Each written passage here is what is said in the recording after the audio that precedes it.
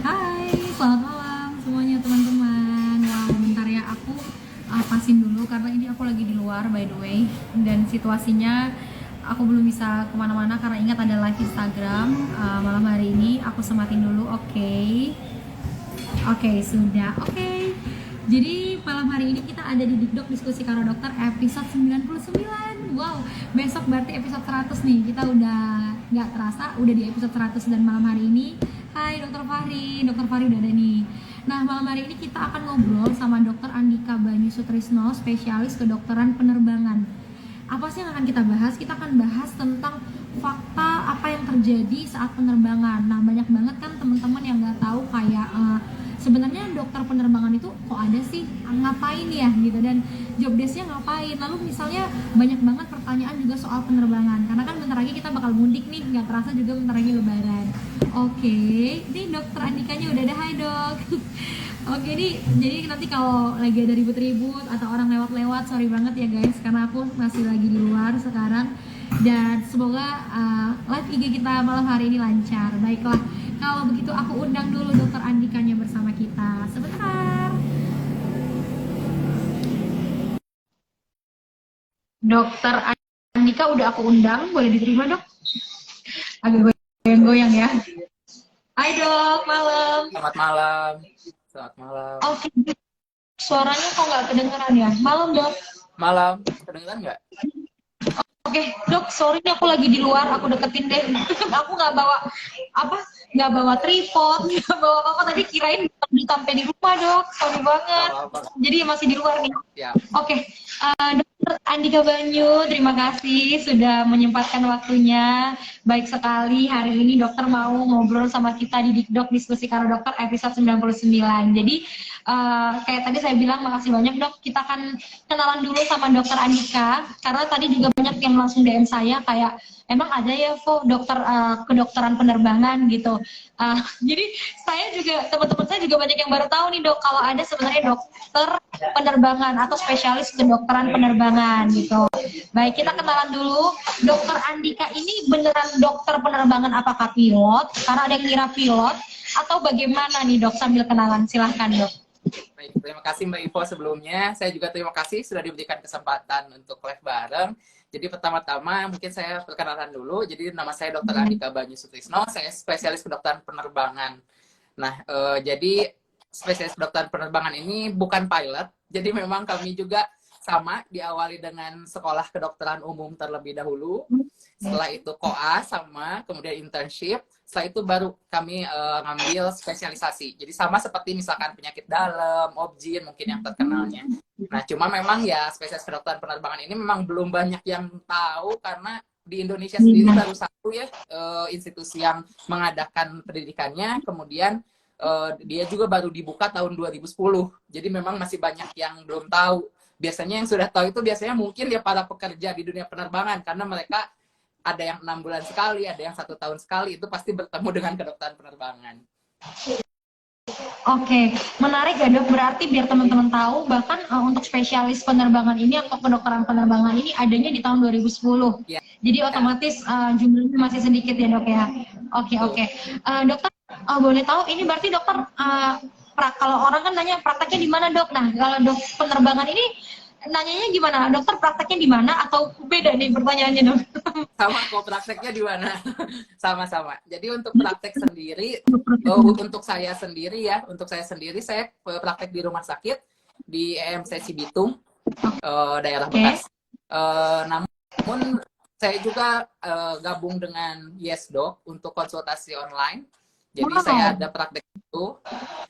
Kemudian kalau misalkan ditanya kedokteran penerbangan memang prakteknya di mana aja, karena kan mungkin bingung ya prakteknya di mana, apakah di atas pesawat seperti itu kan.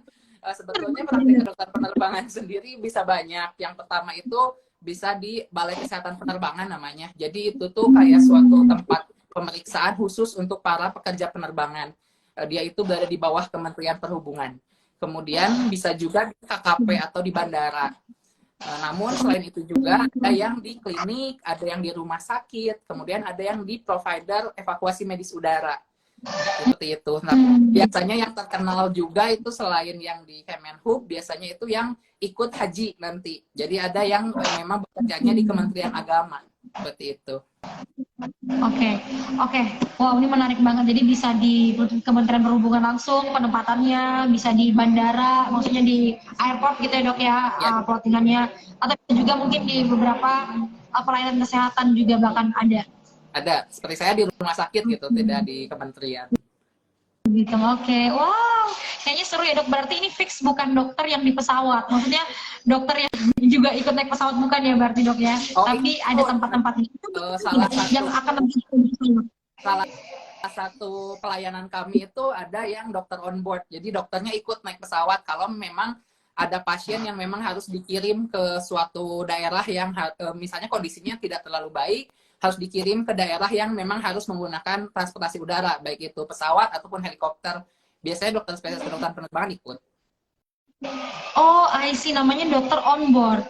Ya, Oh, oke oke, menarik menarik. Oke, nah dok, kita malam ini tuh, jadi ini sudah episode 99, dokter by the way. Jadi ini pengalaman pertama dokter di Dikdok, terima kasih. Nah, kita akan bahas di topik episode 99 ini adalah kayak fakta-fakta yang terjadi pada penumpang saat penerbangan. Karena banyak banget pertanyaan dari kita sebagai orang awam, sebenarnya kondisi-kondisi saat penerbangan tuh kok bisa gini, kok bisa gitu, itu kenapa? Nah, kita akan tanya dan langsung dijawab sama dokter Andika Banyu nih malam hari ini. Oke, dok, yang pertama saya mau tanyain adalah ke persiapan dulu dok. Sebagai penumpang, ini kesehatan ya dok ya, supaya penerbangan itu kan juga didukung oleh kesehatan penumpang. Bayangin kalau ada penumpang yang sakit gitu ya, penumpang yang tiba-tiba pingsan atau ada apapun, berarti kan itu juga mempengaruhi perjalanan saat di pesawat. Nah, sekarang apa sih persiapan yang harus penumpang lakukan atau perhatikan saat sebelum berangkat naik pesawat? oke. Jadi yang pertama itu sebetulnya yang harus diperhatikan itu adalah kondisi tubuhnya dulu, tentu saja. Jadi memang pastikan tubuh kita apabila ingin bepergian, apalagi misalkan kan pesawat itu bisa sangat jauh ya jangkauannya. Nah, misalkan dia mau bepergian ke Eropa atau kemana misalnya yang long haul gitu. Nah, pastikan kondisi tubuh itu memang sedang sehat gitu, memang sedang baik. Terutama bagi orang-orang yang memiliki kondisi-kondisi penyakit kronis, misalkan seperti hipertensi, jantung, diabetes, ataupun penyakit-penyakit yang lain, pastikan memang sedang terkontrol. Nah, yang kedua, pastikan jadwal dari boardingnya. Kenapa pastikan jadwal dari boardingnya? Karena dengan boardingnya itu kita tahu, kita memperkirakan kita datang ke bandara tuh jam berapa. Jangan sampai kita sekarang banyak yang mepet-mepet gitu. Ya kecuali memang kondisi yang menyebabkan hal tersebut gitu ya kan, misalnya macet atau ada keperluan apa, ya itu kita tidak bisa mengontrol itu. Tapi kalau misalnya kita bisa mengontrol, alangkah baiknya ya memang jangan terlalu mepet dari waktu boarding. Kenapa? Karena apabila mepet tentu kan kita akan lari-lari, kecapean segala macam. Nah, bagi kondisi-kondisi orang yang memang punya penyakit sebelumnya, misalkan contoh asma, itu tentu akan membuat dia bisa kambuh. Padahal memang pas dia mau berangkat, misalkan saya udah terkontrol kok asmanya, saya mampu terbang gitu. Tapi kalau misalnya dia lari-lari di bandara, ya kita ambil aja bandaranya Terminal 3 deh yang jauh banget gitu kan gate-nya. Ya tentu itu bisa menyebabkan asmanya kambuh seperti itu. Nah, kemudian pastikan juga misalkan pakaian itu kita harus pastikan nyaman gitu. Kalau sekarang ya memang silahkan terserah gitu, ada yang saya pengen modis gitu kan di bandara gitu, silahkan, tapi pastikan itu nyaman. Kenapa kita pastikan nyaman? Karena nanti di atas pesawat itu kondisinya berbeda dengan di darat, baik itu secara lingkungannya ataupun kondisi kita kan jadi tidak bisa banyak bergerak ya kalau di pesawat seperti itu gitu. Jadi kita pastikan harus nyaman pakaiannya. Kemudian pastikan kalau memang mengkonsumsi obat-obatan rutin, obat-obatannya selalu dibawa di atas kabin, jangan dimasukkan ke dalam bagasi gitu. Memang di atas pesawat ada obat-obatan, ada, tapi kan hanya obat-obatan 3K gitu. Kalau obat-obatan rutin ya tidak ada gitu. Jadi pastikan selalu dibawa gitu. Oke, dok, yang tadi dokter jelasin tuh kayaknya simple dan kayaknya kita semua tahu, tapi sebenarnya jawaban itu adalah faktor-faktor yang akan mendukung apa ya, perjalanan selama di pesawat itu lancar atau mengurangi tingkat resiko ya dok ya. Kan kita juga sebagai penumpang berperan untuk mengurangi resiko tadi ya dok ya selama di pesawat. Oke, ini teman-teman diingat ya kayak tadi kenapa kita disuruh boarding kayak 1 jam sebelum penerbangan. Tujuannya kayak tadi biar nggak lari-lari. Bayangin kalau lari-lari ada riwayat asma atau ada riwayat sakit lainnya itu bisa memperbesar peluang resiko.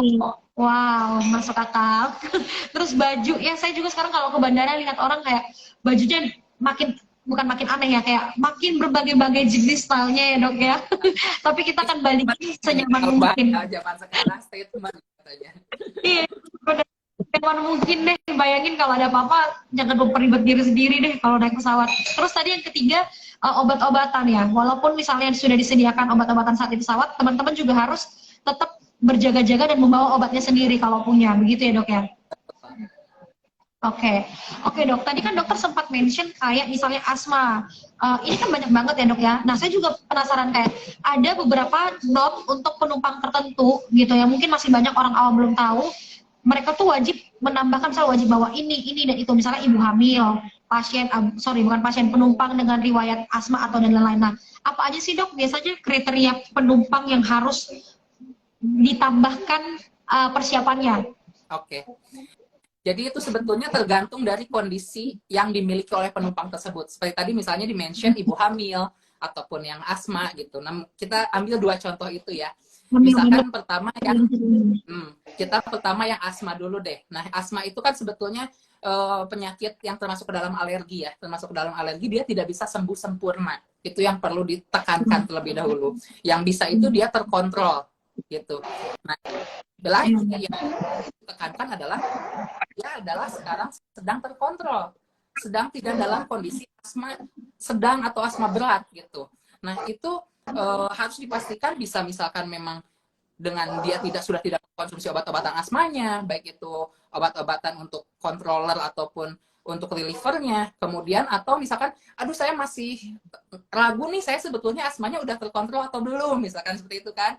Nah, itu bisa misalkan bertemu dengan dokter umum, ataupun dokter spesialis kedokteran penerbangan, atau penyakit dalam, atau paru, silakan. Atau dengan dokter yang biasa ditemuin untuk pengobatan asmanya, gitu. Itu tanyakan, saya sudah terkontrol belum ya dok? Nah, seperti itu. Kemudian yang kedua, pastikan asmanya ini alergennya apa, pencetusnya apa, gitu. Jangan sampai ternyata pencetusnya adalah misalkan makanan. Kalau ternyata makanan pencetusnya, berarti ada persiapan sebelum penerbangan, apalagi misalkan jarak jauh yang bukan LCC gitu kan. Kalau LCC kan kita nggak dikasih makan ya. Kalau yang memang pesawat yang non LCC dikasih makan, nah kita bisa request ke maskapainya saat kita melakukan pembelian tiket. Pastikan bahwa tidak ada makanan atau jenis makanan yang membuat alerginya kambuh, seperti itu.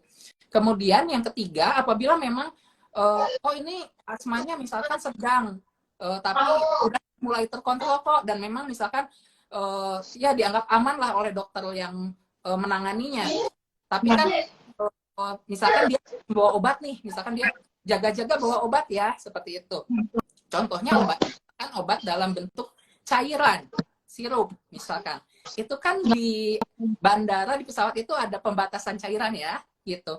Nah, tapi untuk obat-obatan itu bisa dengan cara datang ke dokter, misalkan dokter spesialis penerbangan bisa, itu nanti diberikan surat kelayakan terbang plus apa yang kita bawa, atau kita sebutnya fit to fly, gitu. Jadi memang fit to fly ini adalah salah satu kompetensi kami di kedokteran penerbangan untuk mengeluarkan suatu surat yang dapat digunakan oleh calon-calon penumpang yang ditunjukkan kepada nanti maskapai bahwa saya udah layak kok untuk terbang. Dan kalau memang ada obat-obatan yang diperlukan, atau misalkan aduh saya perlu kursi roda misalkan kondisinya seperti itu nanti dituliskan di situ gitu. Dan nanti biasanya kalau memang di penerbangan di Indonesia itu memang kan harus ada komunikasi dulu dengan maskapainya, nanti bisa dibantu oleh dokter spesialis kedokteran penerbangannya untuk di arrange. Jadi nanti di bandaranya saat mau berangkat disiapkan dulu kursi rodanya. Nanti kursi rodanya jenisnya yang mana? Karena kursi roda di pesawat itu jenisnya berbeda gitu. Jadi tidak bisa membawa kursi roda yang biasa di rumah gitu, itu nggak bisa gitu. Mungkin bisa dibawa tapi ditaruh di bagasi, nggak bisa dibawa ke atas gitu. Nanti ada kursi roda khusus dan itu ada 3 jenis. gitu. Ada yang memang hanya di bandara saja, ada yang sampai pintu, atau ada yang sampai ke tempat duduk. Itu ada jenis-jenisnya dan nama-namanya. Nanti kita yang bisa memberikan rekomendasi untuk diberitahukan kepada maskapainya, pasien ini butuh kursi roda jenis ini, tolong disiapkan. Seperti itu. Kemudian untuk yang asma sendiri tentu ya itu dia, gunakanlah pakaian yang hangat. Kalau memang kalau memang perlu, gunakanlah masker. Apalagi ya kalau sekarang ya pasti kan wajib pakai masker ya. Kalau misalnya nanti sudah tidak wajib pakai masker nih, gunakanlah masker. Kenapa? Karena pada beberapa orang yang asma kan dia lebih sensitif ya, indera hidungnya, mukosa hidungnya lebih sensitif. Ditakutkannya ternyata ada zat-zat misalkan seperti zat-zat pembersih lah di pesawat, atau misalkan ada zat apa di pesawat yang ternyata itu yang mencetuskan asmanya kambuh. Nah, kita bisa menggunakan masker gitu. Walaupun kan dok ada HEPA filter. Betul, HEPA filter itu hanya untuk memfilter kontaminan, bakteri, virus, tapi bukan seperti misalkan zat pembersih kalau misalnya khususnya Indonesia ya. Jadi saya mau cerita dulu, Indonesia ini termasuk bisa disebutnya gudang penyakit dianggapnya sama negara, khususnya negara barat ya. Jadi ada beberapa negara yang memang mengharuskan saat pesawat dari Indonesia itu landing, pramugari itu harus menyemprotkan desinfektan supaya dia mengeluarkan penyakit dari pesawat itu ke negaranya. Itu tuh ada checklist. Nah, takutnya si saat disemprotkan desinfektan itu kehirup sama yang orang asma, kambuh. Gitu kan? Iya. Seperti itu. Sedangkan mungkin yang kedua, nah ini yang agak lebih tricky ya, ibu hamil. Dan ini juga memang paling banyak kasusnya. Pasiennya paling banyak kasusnya, ataupun teman-teman suka paling banyak bertanya tuh, kalau hamil gimana nyu kalau hamil gitu kan. Kalau hamil, pastikan dulu yang pertama kondisi kehamilannya tunggal atau kembar gitu. Perbedaan nanti. Kalau misalnya dia tunggal, dia boleh terbang sampai usia kehamilan 36 minggu. Oke, 36 minggu. Tapi kalau dia kembar, dia hanya boleh terbang sampai kehamilan 32 minggu. Seperti itu. Oke. Nah, tapi ini adalah peraturan internasional, atau kita sebutnya IATA, dari IATA dikeluarkannya.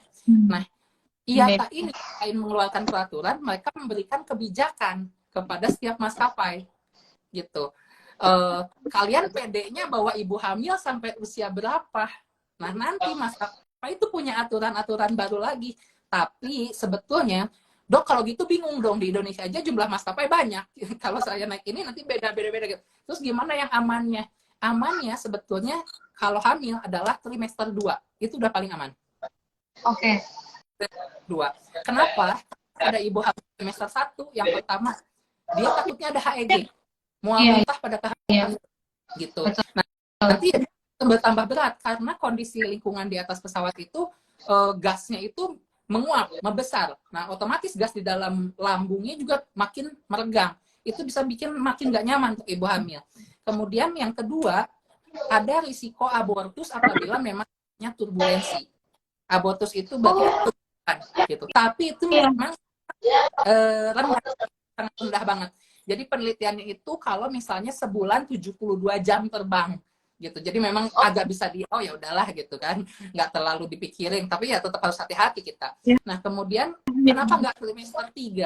Karena kalau trimester 3 itu ditakutkannya ada persalinan prematur. Oke. Jangan sampai nanti lagi semua tenang di atas pesawat, kontraksi. Itu yang kita takutkan.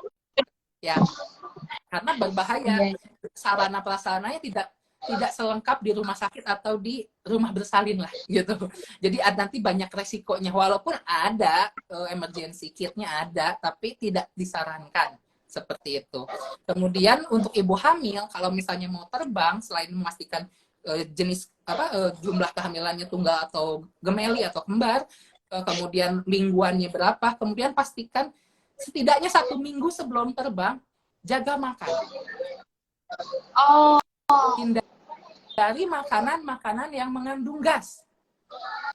Contohnya soda. Itu hindari kalau bisa dari seminggu sebelum terbang. Jangan minum gitu. Minum. Ya, jangan minum gas, jangan minum soda atau yang mengandung gas yang lain, kan? Iya. Nah, kemudian selalu pastikan menggunakan pakaian yang nyaman. Plus, kalau ibu hamil ada plus, kalau bisa pakai kaos kaki yang nyaman. Oh, bahkan tambahan itu ya. Kenapa harus pakai kaos kaki yang nyaman? Jadi pada ibu hamil itu memang risiko terjadinya penggumpalan darah itu lebih besar dibandingkan pada orang normal. Itu kalau di darat pun seperti itu, gitu. Jadi lebih gampang terjadinya penggumpalan darah, gitu. Nah, atau kita sebutnya DVT atau VTE. Nah, ditambah apabila misalnya di atas pesawat, balik lagi, di sana itu ada perbedaan kondisi dengan di darat. Salah satunya adalah, apalagi kalau penerbangannya jarak jauh ya, dia akan lebih banyak duduk. Dia akan lebih banyak duduk. Sedangkan yang perlu diketahui, darah itu kan kita mengalir dari jantung ke seluruh tubuh, dia ke bawah, nanti dari bawah naik ke atas. Nah, tapi untuk darah dari pembuluh darah besar atau kita sebut vena atau darah balik, itu dia saat dia mau naik ke atas, dia bisa dibantu oleh pergerakan otot dengan berjalan. Nah, kalau kita terus immobile, tidak ada pergerakan, dia akan lebih sulit untuk naik ke atas.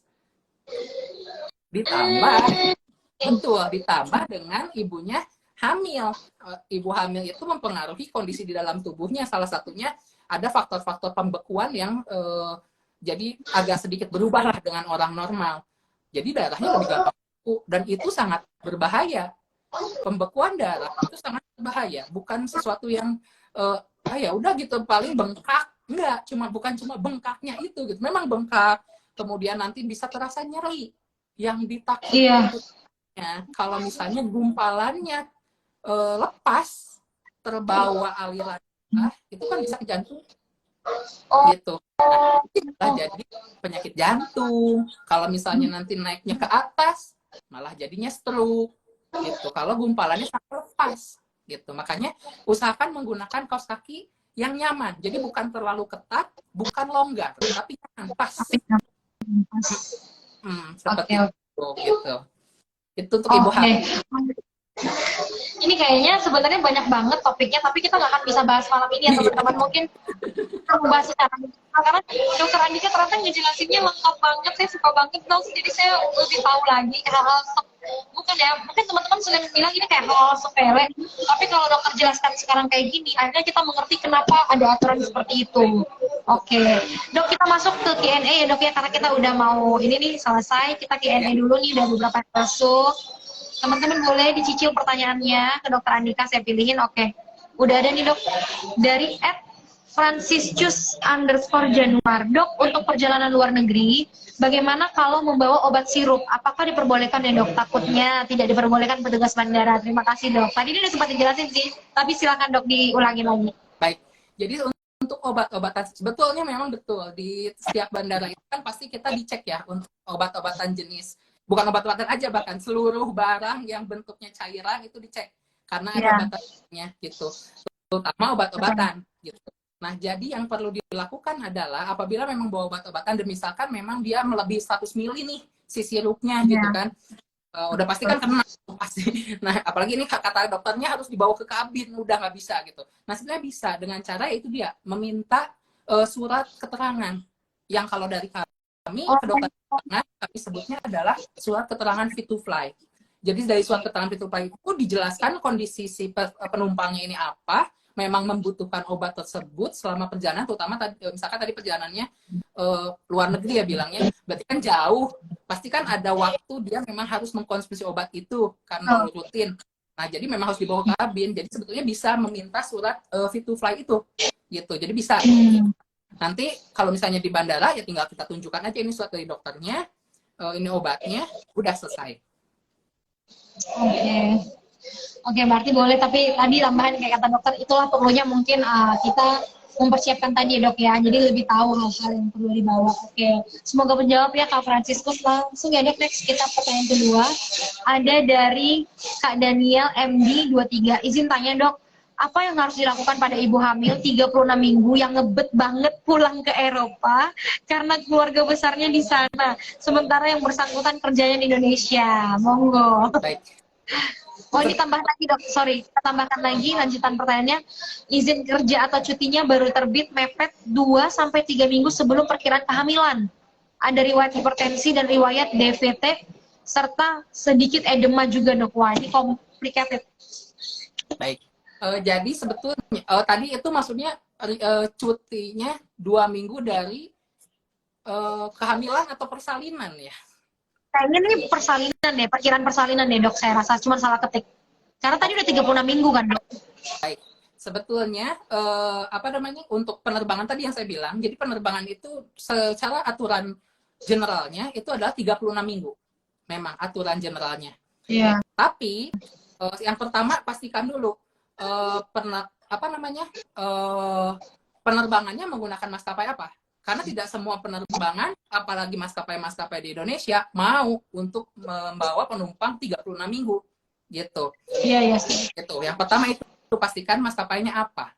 Kemudian misalkan oh udah deh oke ACC gitu, maskapainya boleh gitu. Tapi ini dia ada riwayat hipertensi, ada riwayat DVT itu tadi ya, penggumpalan darah itu bagaimana gitu. Yang pertama kita pastikan dulu hipertensinya terkontrol atau tidak gitu. Karena balik lagi hipertensi itu dia sama ya, penyakit yang sejujurnya tidak bisa sembuh tapi bisa dikontrol gitu. Hipertensi dia terkontrol atau enggak, obat-obatannya bagaimana, dikonsumsi rutin atau enggak gitu ya. Karena hipertensi pada ibu hamil itu lebih berbahaya, itu bisa menyebabkan ada namanya eklamsi. Eklamsi itu kejang ya, lebih bahaya lagi kalau tiba-tiba kejang ya gitu. Nah itu pastikan dulu terkontrol atau tidak hipertensinya. Kemudian ada riwayat DVT. Nah apabila memang sudah ada riwayat DVT, itu dipastikan dulu kapan terjadi DVT-nya yang pertama gitu. Riwayatnya kapan, baru saja atau sudah lama sekali gitu. Nah apabila memang misalkan dia baru saja terkena DVT, memang alangkah baiknya paling baik itu ditunda. Dengan kondisi seperti itu paling baik itu dok saya ngebet banget, saya pengen pulang banget segala macam. Oke, ini saya menyarankan yang paling aman tentu saja ya. Yang paling aman adalah yang memang yang tadi tetap dilakukan menggunakan kos kaki segala macam, tapi yang paling aman nomor 1 adalah gunakan jasa evakuasi medis udara. Jadi di evakuasi medis udara bukan hanya pasien misalkan sakit habis operasi mau dipulangkan, enggak gitu ya. Pastikan juga misalkan, jadi sebetulnya jasa evakuasi medis udara ini bisa pada akhirnya bisa nggak harus pakai belangkar, atau misalkan bisa aja pasiennya duduk kayak orang biasa, tapi misalkan dia ditemani oleh misalkan suster atau oleh dokter spesialis penerbangannya sendiri, atau memang dia setelah dilakukan, nanti kan kita periksa lagi faktor pembekuannya bagaimana, segala macamnya bagaimana, apakah bisa masuk misalkan pengencer darah, apakah bisa masuk atau tidak pada kondisinya gitu. Kalau misalnya ternyata semuanya aman, bisa-bisa aja dia pergi, bawa aja surat nanti fit to fly, balik lagi gitu. Yang tadi hipertensinya sudah terkontrol, nomor 1 itu hipertensinya sudah terkontrol.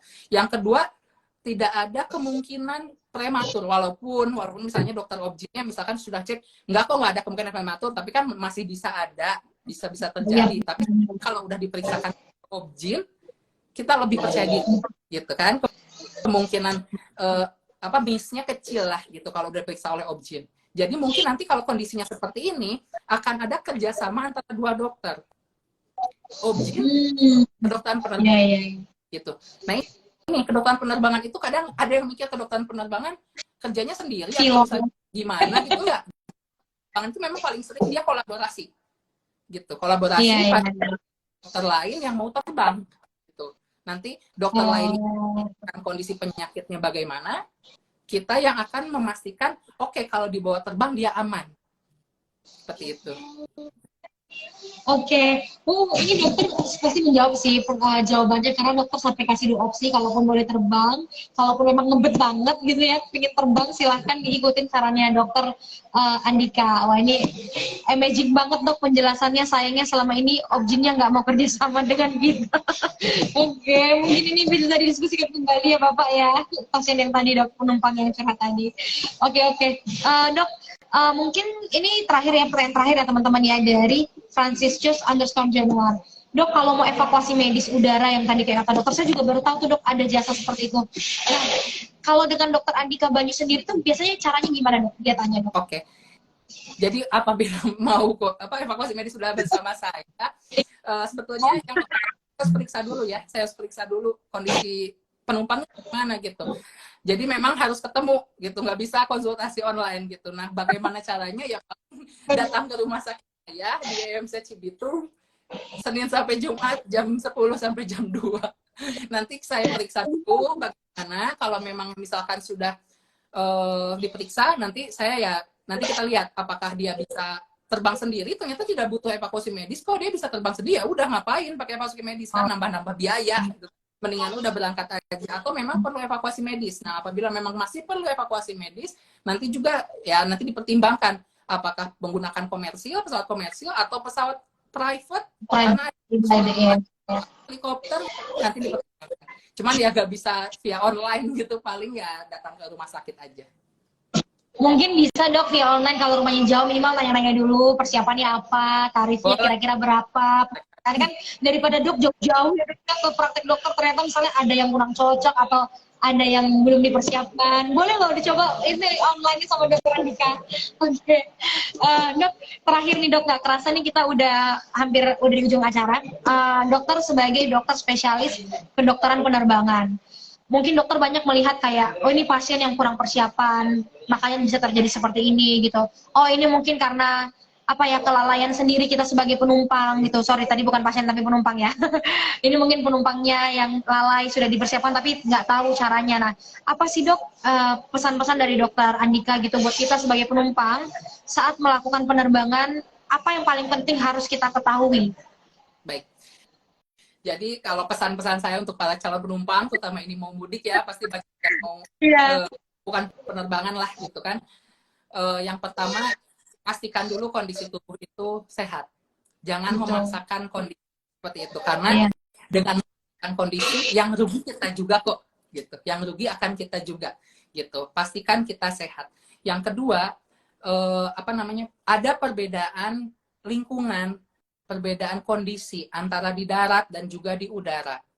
Tapi dengan kondisi kita sehat, dengan persiapan kita baik, penerbangan atau transportasi pesawat itu masih tetap menjadi transportasi paling aman dibandingkan transportasi yang lain. Jadi jangan takut.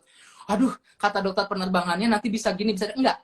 Selama yang pertama kondisi tubuhnya sehat, yang kedua persiapannya mantap. Persiapan mantap ini ya kalau memang punya kondisi khusus, jangan ragu, silahkan konsultasi. Kalau misalnya ada penyakit kronis, konsultasikan dengan dokter yang biasa menanganinya. Kalau memang dibutuhkan, silahkan datang ke dokter penerbangan. Jangan ragu, karena kalau ada apa-apa, tentu saja kita sendiri yang rugi. Seperti itu. Oke nih, ini teman-teman, kalau teman-teman mungkin nanti persiapan mau mudik ya, entah itu naik pesawat, naik apapun itu, kalau mau tanya mungkin masih banyak pertanyaan mungkin tentang anak, kalau terbang gimana yang harus dipersiapkan, karena tadi kita belum bahas ya dok ya, waktunya dikit banget. Nah teman-teman boleh hubungin dokter Banyu di mana aja nih dok, mungkin offline dan online-nya. Baik, untuk offline-nya sendiri, saya ada yang sudah tadi disampaikan. Saya ada di EMC Cibitung, di kawasan MM 100 Bekasi. Tapi untuk online-nya, kalau misalnya, aduh dok, jauh banget di Bekasi, gitu kan. Kadang ada yang bilang, planet Bekasi, gitu kan. Jauh banget nih, online aja. Bisa, saya ada di YesDoc. Silakan. Biasanya saya praktek konsultasi online-nya itu biasanya saya di malam. Karena kalau pagi saya nggak bisa, saya harus offline-nya. Saya ada di saya dari jam 6 sampai jam 8 ada di YesDoc. Cek aja langsung SP YesDoc Andika Banyu. Oke. Nanti boleh follow juga Instagramnya dokter Andika Banyu. Itu biasanya dokter mungkin boleh taruh ya nanti tautan linknya biar teman-teman bisa langsung klik untuk jadwalnya. Oke deh, wah teman-teman, tidak terasa ini mungkin ada yang udah mau tidur dokter atau ada yang masih malam minggu baru pulang ya, baru mau berangkat. Jadi terima kasih nih yang nonton malam hari ini, banyak banget, rame banget. Dokter Banyu juga terima kasih banyak informasinya, saya yakin ini sangat bermanfaat dan kita jadi tahu banyak hal tentang dokter spesialis kedokteran penerbangan dan juga persiapan kita sebagai penumpang kalau kita mau berangkat naik pesawat. Baiklah teman-teman, dok kita boleh ambil foto bentar, saya mau jadiin cover. Jadi soalnya tadi kan saya nggak pro. Mungkin boleh saya hitung sampai 3 ya. 1, 2, 3. Oke, teman-teman kalau gitu saya dan Dokter Banyu pamit. Sampai ketemu lagi besok ada episode 100 di Dikdok. Jangan lupa nonton. Kalau gitu kita pamit dulu. Terima kasih Dokter Banyu. Selamat malam semuanya. Dadah. Thank you, Dok. Bye.